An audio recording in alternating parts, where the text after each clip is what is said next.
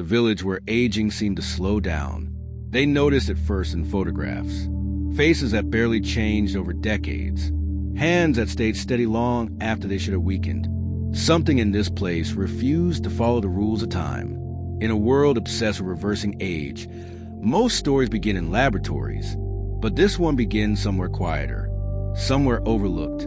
Because to understand why this village mattered, we need to understand what aging has become today. Longer lives, yes, but not necessarily better ones. Modern medicine has stretched the calendar, while chronic disease quietly fills the extra years.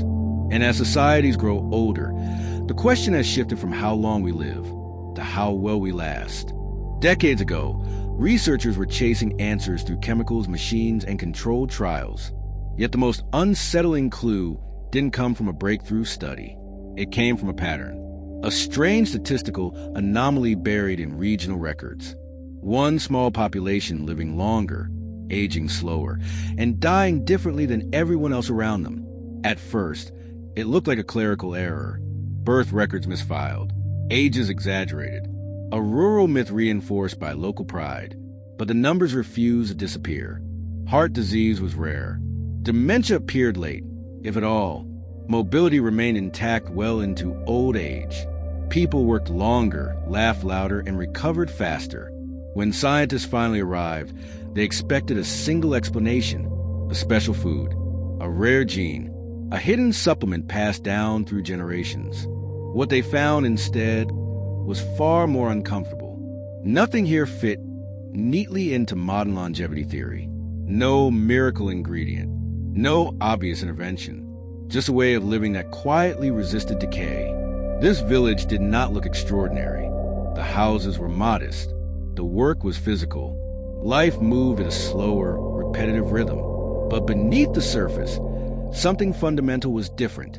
The way stress was absorbed, the way food was shared, the way purpose extended far beyond retirement.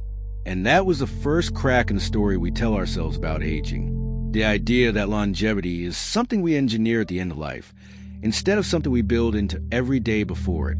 Because whatever was happening here, it wasn't happening late. It was happening all along. And the deeper researchers looked, the more one unsettling thought emerged. If this village was right, then much of what we believe about aging might be incomplete. Or worse, backward. The first assumption was genetics. It had to be. A rare lineage, isolated for centuries, quietly protected from the usual biological decline. Blood samples were taken. Family trees were mapped. But the results were disappointing. No single gene explained what was happening. The villagers carried the same vulnerabilities as everyone else. The same risks for inflammation. The same markers tied to aging elsewhere. That pushed researchers toward lifestyle. Daily movement, they noted, was constant but unremarkable. No intense workouts. No structured exercise. Just walking, lifting, tending, resting, repeating. Meals were simple, mostly local, rarely excessive.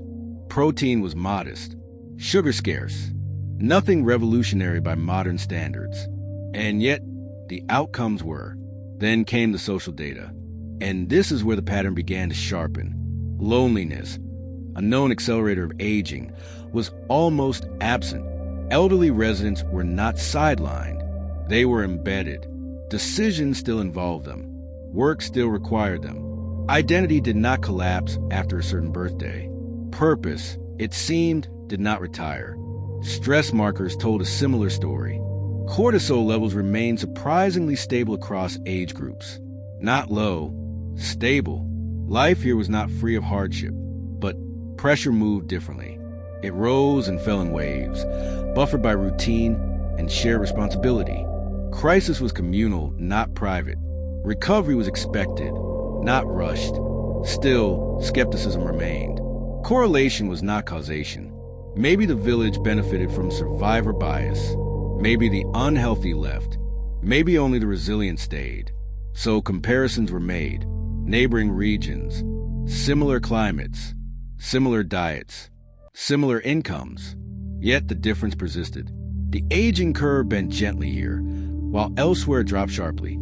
As years passed, the village became a reference point, not for what to copy exactly, but for what to question. Why did modern longevity research focus so heavily on late-life interventions while ignoring the slow accumulation of daily strain? Why were we measuring lifespan so precisely, yet treating the middle decades as expendable?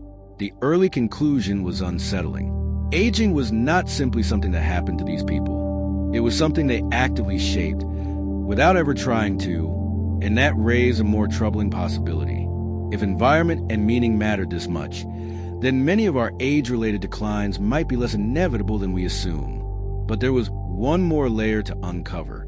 One detail that did not fit the peaceful narrative, because beneath the calm surface of this village, there was a trade-off, and it challenged the idea that longevity comes without cost.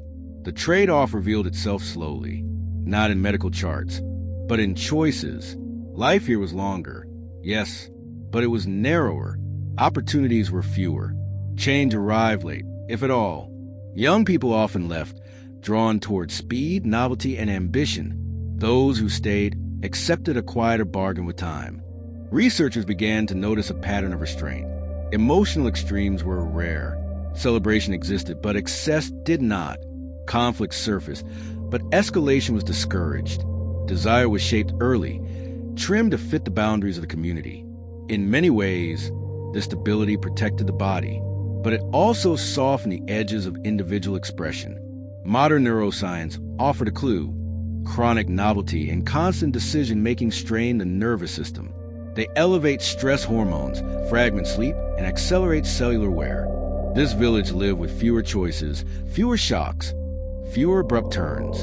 The mind aged more gently because it was rarely overwhelmed. But that calm came from limits, not freedom. This raised an uncomfortable question. Had longevity here emerged not from optimization, but from sacrifice? From a life designed to reduce friction rather than maximize experience? In cities, people traded stability for stimulation. Here, stimulation was rationed, not celebrated.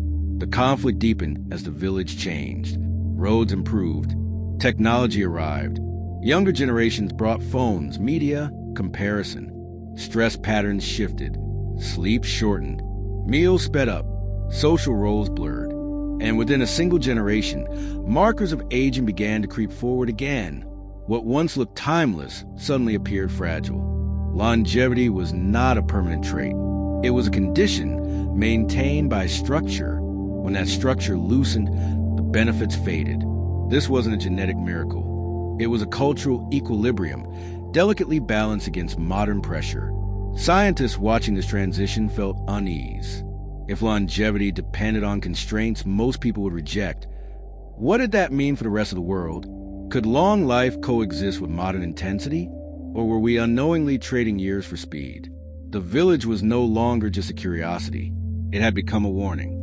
A living experiment showing that the body keeps score, not just of diet or exercise, but of pace, purpose, and expectation. And as the old rhythms dissolved, one truth became impossible to ignore.